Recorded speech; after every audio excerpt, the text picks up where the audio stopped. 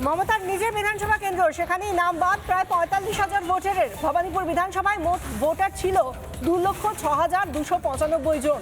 খসড়া তালিকায় ১,৬১,৫০৯ জনের নাম দেখা যাচ্ছে।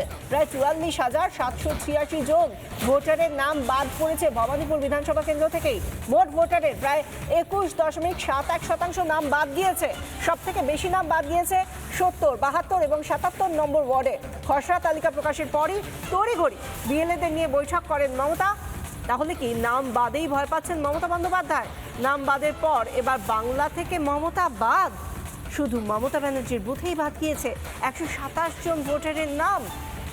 গতকালই আমরা দেখেছিলাম যে যেভাবে ৪৫,০০০ ভোটারের নাম বাদ গিয়েছে খসড়া তালিকা থেকে ভবানীপুর বিধানসভা কেন্দ্র নিয়ে, সেই জায়গা থেকেই বৈঠক করেছিলেন মমতা।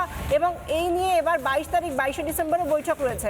আমরা এই নিয়ে কথা বলেছিলাম ২০২১ সালে যিনি ভবানীপুর কেন্দ্র থেকে বিজেপির হয়ে দাঁড়িয়েছিলেন রুদ্রনীল ঘোষ, তাঁর সঙ্গে। তিনি এ বিষয়ে তাঁর অভিমত জানিয়েছেন, শুনুন।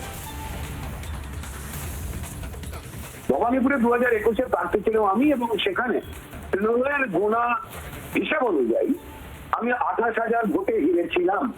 এবং নির্বাচন কমিশনের যে তালিকা, যারা এনুমারেশন ফর্ম জমা দেননি এবং বাদ গেলেন, প্রায় ৪৪,০০০-এর মতো সেখানে। তো তাহলে হিসাবটা দাঁড়ায় যে এই ৪৪,০০০ ভুয়ো ভোটারই ভোট দিয়েছিল ভবানীপুরে। এই ভুয়োদের জন্যই আমি ২৮,০০০-এ হেরেছিলাম।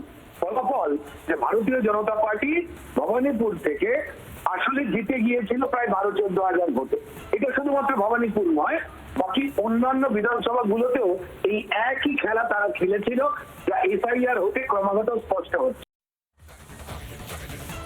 এই যে ৪৫,০০০ ভোটারের নাম বাদ গেল খসড়া তালিকা থেকে মমতার বিধানসভা কেন্দ্র ভবানীপুর থেকেই একটা বিধানসভা কেন্দ্রে, সেখানে ২,০৬,২৯৫ জন ভোটার ছিলেন, কিন্তু খসড়া তালিকায় দেখা যাচ্ছে ১,৬১,৫০৯ জনের নাম বাদ পড়েছে।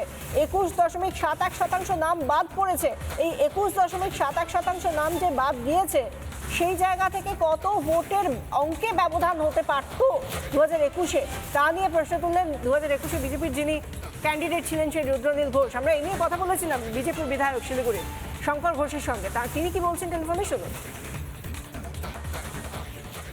এই ভোটারের একটা বড় অংশ তাদের আসলে অস্তিত্বই নেই। তাদেরকে ঢুকিয়ে রাখা হয়েছিল এই মমতা ব্যানার্জির মতন মানুষদেরকে জয়ী করবার জন্য। এবার ফাঁদে পড়েছে। ফাঁদে পড়ার পরে এখন উনি চেষ্টা করছেন, তবে ২০২৬-এর নির্বাচন আসন্ন, আর ওনার এই চেষ্টা কাজে লাগবে না।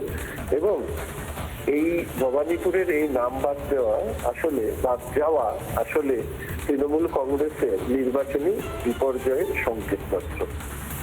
নানা ধরনের কন্টেন্ট দেখার জন্য লাইক করুন, শেয়ার করুন আমাদের ফেসবুক পেজ, সাবস্ক্রাইব করুন আমাদের ইউটিউব চ্যানেল। পাশাপাশি অন্যান্য ব্রেকিং নিউজের জন্য অবশ্যই চোখ রাখুন রিপাবলিক বাংলায়।